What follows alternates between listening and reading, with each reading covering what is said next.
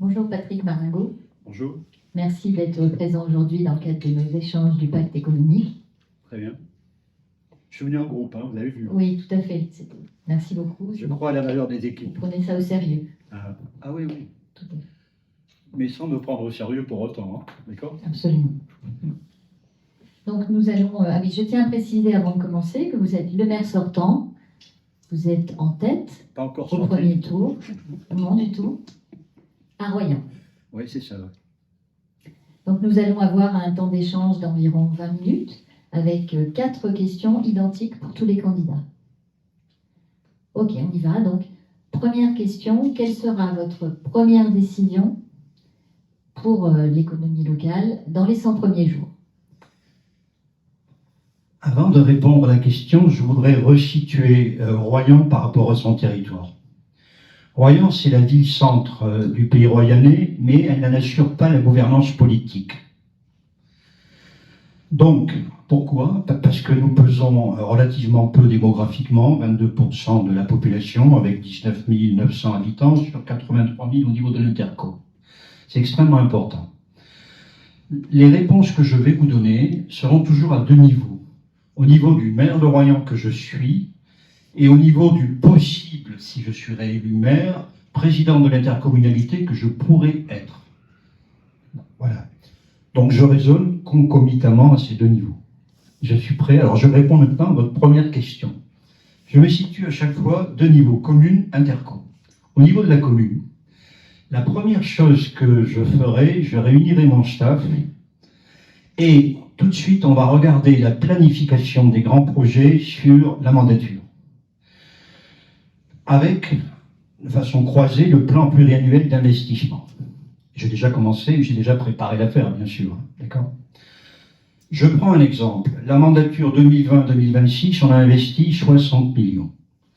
Vous avez vu que la ville a avancé, elle a changé. Par exemple, le Palais des Congrès, projet à 9 millions. Par exemple, le Front de Mer, un projet à 10 millions. Par exemple, le marché central, 5 millions. Par exemple, un nouveau centre technique municipal que je vous invite à visiter, qui est magnifique, très sincèrement, et qui accroît l'efficacité de notre personnel et surtout son confort au travail. Donc ça, c'est clair. Pour moi, c'est stratégique, c'est premier, d'accord? Si je vais sur la mandature à venir, quelles sont les prévisions? Je me suis fixé comme objectif avec mon équipe et mes services travaillent dessus en ce moment. Hein. La réhabilitation des galeries Botton, c'est le prolongement du front de mer, vous savez, avec un délicat problème à gérer, c'est celui du déplacement des forains. Je peux vous dire que là, il faut négocier habilement. Ensuite, la réhabilitation du deuxième niveau, ce que j'appelle les Champs-Élysées commerciaux de Royan, l'axe Gambetta-La République. Qu'est-ce que c'est? C'est un axe qui fait 750 mètres de long, avec 136 commerces, dont 50% de prêt-à-porter. D'accord? Si vous voulez, il faut y aller, il faut oser y aller. Hein. Et je vais y aller. Avec un concours d'architectes, etc. En gros, c'est 10 millions. On a évolué. Ensuite, troisième gros projet, j'ai la transformation de l'équipe de la piscine municipale en médiathèque. Ça présuppose que le plan piscine de la CARA se passe bien. C'est un projet pour l'instant évalué à 8 millions. Pour l'instant, j'ai 22 millions d'investissements, donc derrière des entreprises qui vont travailler sur le territoire.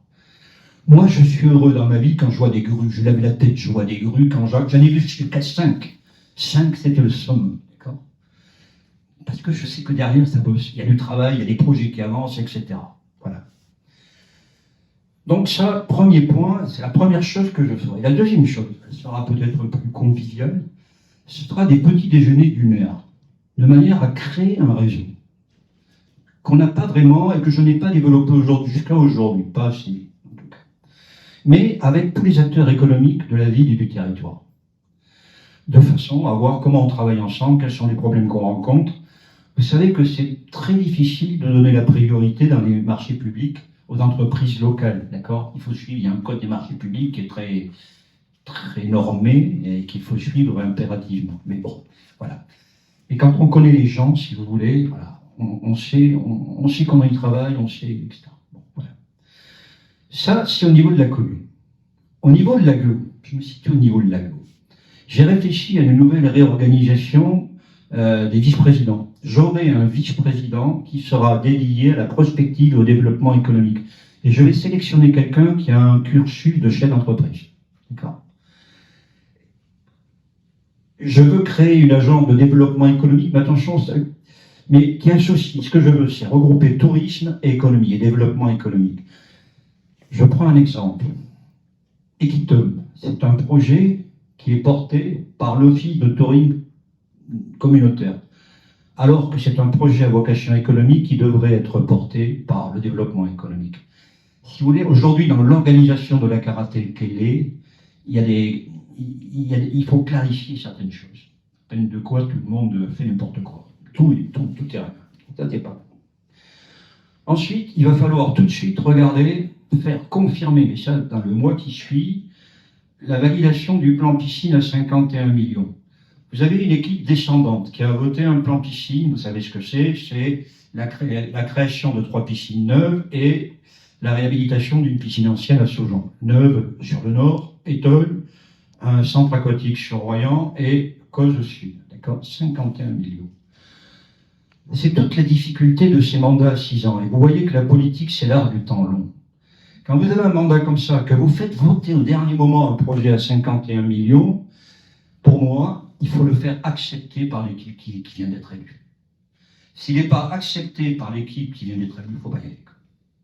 Ça veut dire qu'il faut le présenter, il faut le faire valider, et ensuite, quitus, on y va, on fonce. D'accord ? Mais on fonce avec une légitimité politique. Et ça, c'est pas simple, hein, d'accord ? Voilà.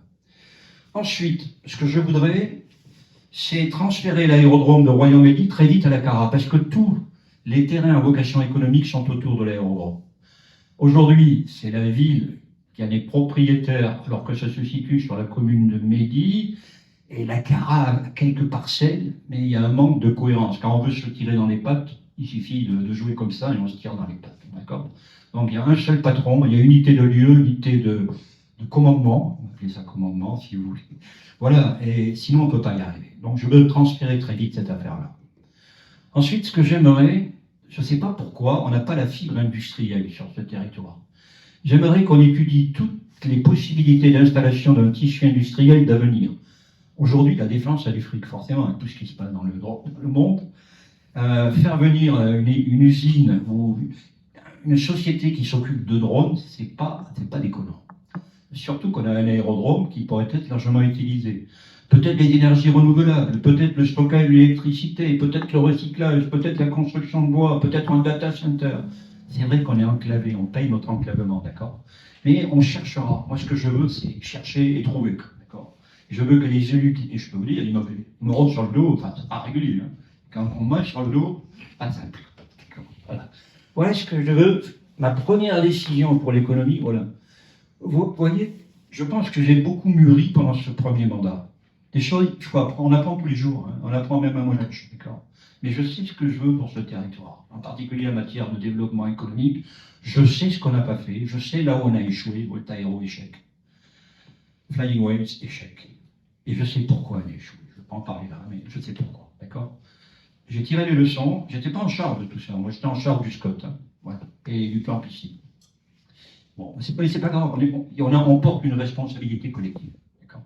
Si quelqu'un échoue, c'est la communauté qui échoue. C'est comme ça que je vois l'équipe, c'est ça. Bon, pour ça que je suis en équipe. On a bossé ensemble, on a discuté ensemble, ils ont tous le même niveau que moi là-dessus, d'accord ? Je forme une équipe, voilà. Est-ce que j'ai répondu à votre première question ? Voilà. Un peu plus. Non, mais attendez. C'est parfait. Non, c'est pas parfait. On va élargir le spectre encore un peu. Allez. Dans le cadre des thématiques du pacte économique auquel vous avez tout à fait répondu, quel engagement ou quels engagements vous prenez aujourd'hui face aux entreprises ? Donc, les thématiques, je vous les rappelle, la mobilité, le logement, la fiscalité et le foncier d'entreprise. D'accord. Je vais commencer par le logement et la mobilité. Le logement, nous sommes à la croisée de plusieurs contraintes. Nous avons une contrainte, logement locatif sociaux, 60% du parc de résidence principale. Grâce à ce qu'a fait Didier Quentin, mon prédécesseur, et ce que j'ai poursuivi, aujourd'hui on est à 13%. Il me manque 1700 logements sur la ville. Il faut être bien conscient que le logement locatif social, il y a 80% de la population qui est éligible. D'accord? Donc il ne faut pas penser que c'est uniquement pour des cas sociaux. C'est du logement aidé, disons. D'accord, du logement aidé. Bon. Donc là, j'ai un projet à 200 logements qui va sortir là, sur le cœur de ville, au nord du marché central. C'est bien parti. Ensuite, on a fait le foncier, c'est stratégique. On a fait des déclarations d'utilité publique, d'accord? C'est-à-dire qu'on a sanctuarisé certaines zones et en les confiant à l'établissement public foncier de Nouvelle-Aquitaine, de manière à éviter tout dérapage des prix, d'accord? Du coût du foncier.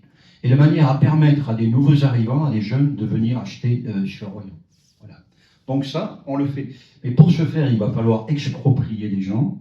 Et pour ce faire aussi, il y a des gens qui pensaient faire vivre ou se constituer une deuxième retraite sur des terrains qu'ils avaient. Ben non, ce ne sera pas comme ça. Ce sera au prix fixé par la ville en liaison avec le PF pour éviter toute spéculation. Ensuite, on a des opérations d'aménagement programmées qui sont consacrées uniquement, on a utilisé la loi Lemeur, sur les résidences principales. Il ne sera pas possible de construire de résidences secondaires. Pourquoi ? Aujourd'hui, il y a 9000 postes de travail sur la ville. Il y en a 4500 qui sont tenus par des gens qui habitent Royan, 4500 qui sont tenus par des gens qui habitent sur les communes environnantes, parce que le foncier est trop cher, l'habitat est trop cher. Moi, je voudrais qu'un maximum travaille et vive sur Royan. Voilà. Ensuite, je vais faire réaliser le PLU, plan local d'urbanisme, tout de suite, de manière à le mettre en compatibilité avec le SCOT, schéma de cohérence opérationnelle territoriale, qui définit l'aménagement du territoire à 20 ans. Un SCOT, ça vit 10 ans normalement. Un PLU, ça vit 10 ans, d'accord? Je pourrais attendre. Et je trouve que pour forger une équipe, la faire travailler sur un PLU, il n'y a rien de tel. Après, elle connaît parfaitement la ville, le terrain, etc. Elle est prête. Donc ça m'intéresse. Mobilité, bon, on va mettre en œuvre la nouvelle DSP qui a été concoctée par la CARA et qui vise, alors, c'est un peu au détriment de la centralité, mais qui vise à étendre tous les réseaux vers la ruralité, en particulier vers le sud. Je peux le comprendre, il y a un problème d'équité de territoire et il faut permettre aux gens aussi d'être mobiles, sous peine de quoi vous en faites des exclus de territoire. Donc c'est important. Donc on va la mettre en œuvre, on est passé de 5 millions de coûts de fonctionnement par an à 8 millions, plus 3. On va regarder, et je pense qu'il faudra l'adapter, parce qu'il y a des choses qui ne vont pas sur la centralité, si vous voulez, en particulier. Le cadencement au niveau de la centralité n'est pas suffisant. Voilà. Sur les liaisons douces, il faut permettre à un maximum de personnes des communes environnantes de venir travailler à vélo, quand il fait un temps comme ça. Voilà. Donc on doit s'assurer que vers le centre de gravité, le maillage de liaison, voilà, soit correct. Sur les centres de gravité du territoire, il y a Royan pour la centralité, il y a Saujon pour le bassin de Saujon, il y a Causse pour le sud, et puis il y a le pôle La Tremblade, Arvers, Étole pour le nord, si vous voulez. Vous voyez, il faut que les maillages soient, et ensuite créer les maillages entre les pôles. Donc ça, il faut avoir une vision globale de l'affaire, du territoire, une vision stratégique, si vous voulez, et y consacrer un budget. Donc ça, c'est sur la mobilité. Et le logement et la mobilité. Okay. Quelle place pour les bus en ville aussi, ça paraît idiot. Quand vous réaménagez les Champs-Élysées, est-ce que vous faites une voie dédiée aux bus ou pas? Vous voyez, ce sont des questions qui vont se poser à un moment. D'accord. Sur la mobilité, il y a quelque chose qui est très important. Nous avons fait, j'ai tordu le bras de Didier Quentin pour faire de la zone bleue sur la grande partie de la ville, le cœur de ville. Ça nous a permis, en mobilité, si vous voulez, d'avoir un turnover multiplié par 3 au niveau des véhicules. Et d'amener tout le monde au plus près des magasins. On perdait 900 000 €, parce que si vous mettiez les paramètres, vous aviez des recettes à hauteur de 900 000, mais je me suis aperçu qu'avec les amendes de police, on a regagné 500 000. Donc, et vous avez un commerce de cœur de ville qui est vivant. C'est un choix. Il y a très peu de stations balnéaires qui ont fait ce choix. Voilà. Donc là, l'idée, c'est d'étendre au mois de mai cette affaire de zone bleue. On avait été juin, septembre, on va essayer de pousser, on va expérimenter. Le problème des zones bleues, c'est que quand vous étendez une zone, vous déportez le problème aux limites de la zone. Puisque les gens vont aller se garer aux limites, d'accord? Et c'est là où vous allez avoir des problèmes avec les habitants. Enfin, il faut gérer. Voilà, sur logement et mobilité. Je vous reprends le micro parce que le temps passe, désolé. Ouais. mais ouais, nous avançons. Êtes-vous prêt à mettre en place, et ça c'est important pour nous, une instance... Attendez, j'ai pas fini, moi. Et la fiscalité, et le foncier, et Ah l'agglo. ben, vous en faites. Et attendez. Il nous reste exactement, oui, Ah non, je pourrais pas. Ça fait rien. 6 minutes. 6 minutes. Et Alors, j'ai 2 questions. Bon, très bien, mais ça tombe bien, les dernières, il n'y a pas grand-chose. Alors, ok, on y va. Fiscalité. Je n'augmenterai pas la part communale des impôts fonciers. Point. On n'a pas fait. En revanche, si j'ai l'opportunité avec la THRS, je flingue au max. D'accord, c'est ce que j'ai fait. Il m'a rapporté 2,2 millions. D'accord. Foncier. Je veux faire une étude de modélisation de toute la ville pour identifier tous les espaces constructibles et voir jusqu'où je peux monter. D'accord. Je veux garantir les prêts, je veux poursuivre la garantie des prêts pour les programmes immobiliers. Je veux, ce qu'on a fait, vendre des terrains à l'euro symbolique pour faciliter la réalisation de projets immobiliers. Et je veux user à bon escient du droit de préemption dont on s'est doté. Ça, c'est pour le foncier. Au niveau de l'agglo, logement et mobilité, plan d'aide à la construction des logements. Il faut qu'on ait un plan d'aide. Mise en œuvre de ma prime rénov', qui existe. Mobilité, il faut qu'on réétudie tous les accès à notre territoire. Est-ce qu'on veut rester un territoire enclavé? C'est stratégique, ça. Ou est-ce qu'on veut l'ouvrir? Choix. Voilà, et puis on va améliorer le nombre et le maillage des bornes rechargeables. Fiscalité. Je voudrais harmoniser la politique fiscale de l'interco avec celle des communes, pour éviter l'effet double peine, comme on a vu sur la THRS. 50% en commune, 50%, et là, au bout du bout, c'est très difficile pour les personnes concernées. Et puis, engager un dialogue avec les chaînes d'entreprise pour assouplir les taxes existantes qui sont de notre ressort. Quelles sont celles qui pénalisent le plus les entreprises et sur lesquelles on peut avoir un effet. D'accord. Voilà. J'ai combien pour répondre aux deux dernières? 4 minutes. 4 minutes, c'est bien. Très bien. Ça fait 3 de trop. Celle-ci sera courte. C'est un oui ou un non. Êtes-vous et comment? Êtes-vous prêt à mettre en place une instance d'écoute de la voix des entreprises, une instance de coopération, un conseil économique, quel que soit le nom qu'on lui donne, qui associe les entreprises aux décisions stratégiques? Oui, mais je veux une structure légère, efficace, productive d'idées et réactive. Et je ne veux pas un étage supplémentaire au millefeuille administratif. D'accord? Ça, il faudra que les chaînes d'entreprise me fassent dire, on le co-construira ensemble. Il faut que ce soit opérationnel et efficace, sinon c'est pas la peine. On perd notre temps. J'ai oublié quelque chose sur la question précédente sur le foncier. Il me reste quelque chose. Je veux constituer des réserves foncières pour attirer les entreprises et mettre fin au mitage. Vous savez, on a des zones d'activité économique partout, il faut concentrer.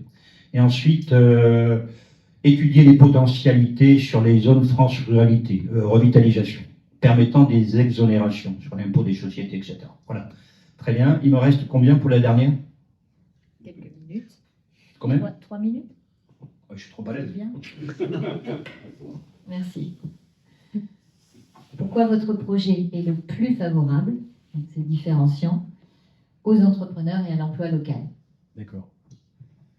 Parce que je suis un type qui arrive de nulle part et qui connaît rien au monde de l'entreprise. Premier point. Parce que nous allons le construire ensemble, le projet. Deuxième point. Parce que je serai à l'écoute des chaînes d'entreprise. Troisième point. Parce que je choisirai au poste de responsabilité qui traite du développement économique des gens d'expérience, qui ont la fibre entrepreneuriale. Qu'est-ce qu'on fait du temps restant? Très bien. Oui. Je crois qu'on est bien. Vous avez On est 2 bien. minutes. Ah, voilà. Vous voulez rajouter quelque chose? 1 minute, Ouais. un mot de la fin. Ce que je voudrais rajouter, c'est la chance que nous avons de vivre en pays royannais, loin des zones de guerre, où on peut se projeter. On connaît les difficultés, mais on doit mieux utiliser les synergies possibles qui existent entre communes, intercommunalités, départements, régions. Voilà, je crois qu'on peut mieux avancer tous ensemble, mais en mesurant la chance qu'on a à vivre dans ce pays. Merci beaucoup, Patrick Maringui.